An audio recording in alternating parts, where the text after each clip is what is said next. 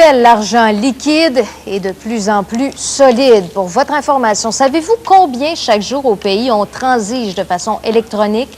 Plus de 134 milliards de dollars. On parle ici des guichets automatiques, de l'Interac, des transactions par téléphone ou encore Internet.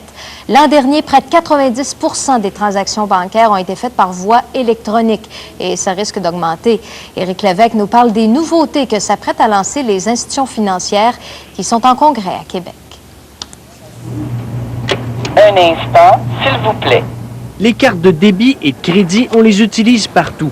Enfin, presque. Il y a certains endroits où la technologie n'existe pas encore et on doit utiliser la bonne vieille monnaie. Mais ça tend à changer. Déjà, dans certains stationnements, on vous permet d'utiliser vos cartes, payer à la minute. C'est plus économique. Il faut dire que les gens aiment payer de façon électronique.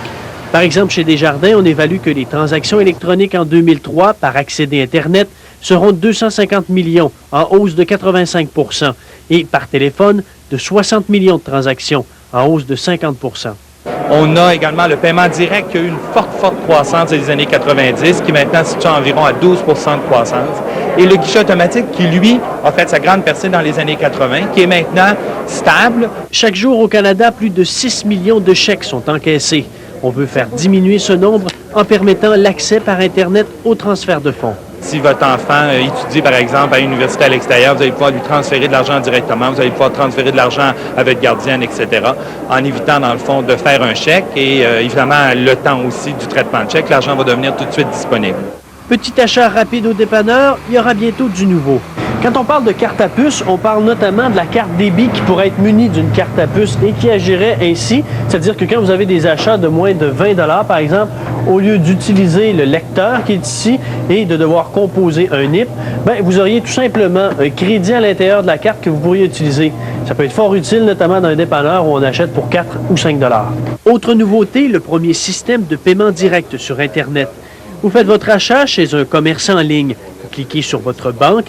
Vous accédez ainsi à votre compte. Vous inscrivez votre code, votre NIP, et la transaction se fait automatiquement, au même titre que lorsque vous payez une facture par Internet. Fini de mettre le numéro de carte de crédit sur le net. Ça a été prouvé par de nombreuses études que les consommateurs en qui ils ont le plus confiance, c'est en leur institution financière.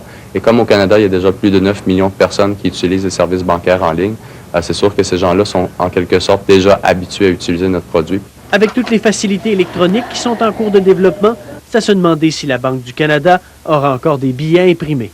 Éric Lévesque, TQS, Québec.